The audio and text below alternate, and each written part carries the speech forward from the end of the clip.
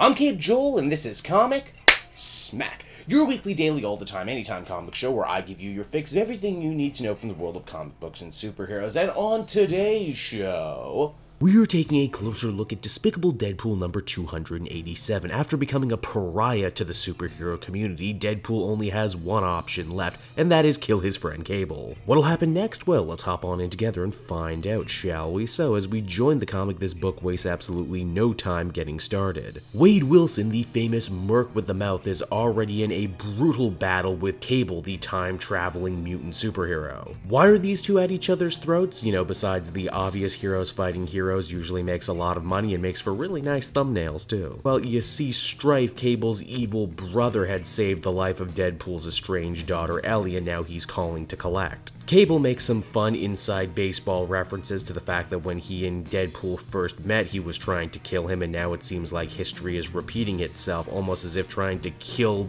Cable is some sort of legacy to Deadpool, almost as if all of Marvel is in a legacy right now.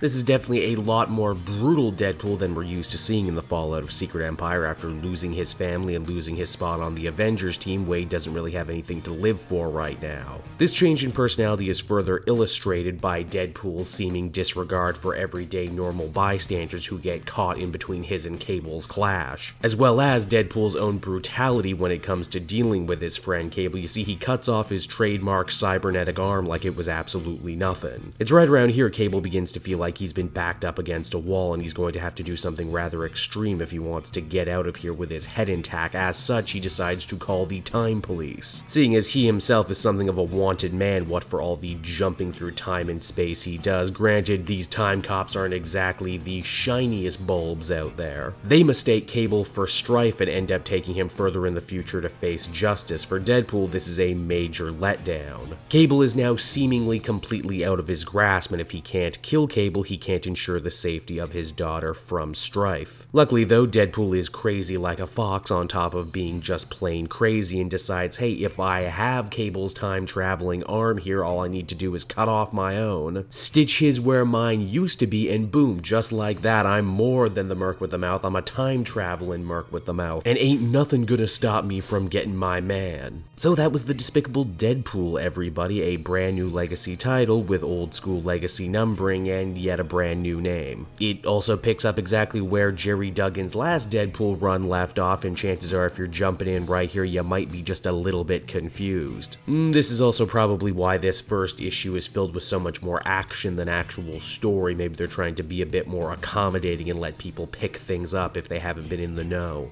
Overall, I'd feel comfortable giving this one a 7.5 out of 10. I've been with Deadpool and Duggan for a long time now, and I hope this series stays the course and continues to be really good. So that's the video, everybody. I hope you enjoyed it, and as always, why not check out some of these other things I've been working on from throughout the week. Then you can follow me on social media at Cape Joel, so you're always up to date on what I'm doing next. And if you're feeling in a supportive mood, why not head on down to the description where you'll find a link to my Patreon page. Patrons get exclusive access to videos and content before anyone else, and they can do so for as little as $1 a month. And with that out of the way, everyone, I've been Cape Joel. Thank you so much for watching, and I'll see you all again later. Bye-bye.